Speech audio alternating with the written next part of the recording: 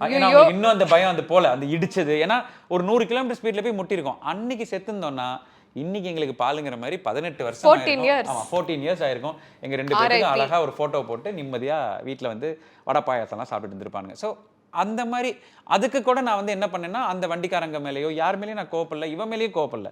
உடனே கரகாட்டக்காரன் மாதிரி ஒரு வண்டி ஒன்று வந்துச்சு, அதுல டோ பண்ணோம்.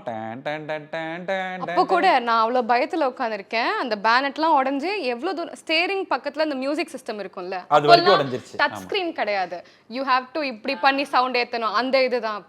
அப்போ வந்து வண்டி உடைஞ்சிருக்கு சொல்றாரு, பாட்டு போட்டாடா பென்ட்ரைவ், அது உடைஞ்சு தொங்குது கீழே, பாட்டு போட்டா ஓகேவா நீ, அது சோட்டா பீம் தான், நீ பயப்படாத அப்படின்னு. எனக்கு இன்னும் ஞாபகம் இருக்கு. பேருமே இது மறக்க முடியாத ஒரு சம்பவம் ஆயிடுச்சு. ஏன்னா அன்னைக்கு செத்துரு போனாங்க 2 பேருமே. அன்னைக்கு வீட்டுக்கு வரவும் எல்லாருக்குமே அப்படி ஒரு ஷாக். எங்க காரை பார்க்கும், அன்னைக்கு கார் பில் மட்டுமே கிட்டத்தட்ட 1.25 லட்சம் ரூபாய் அந்த உடஞ்சதோட. ஸோ இந்த மாதிரி எதுக்கு கோவப்படணும்?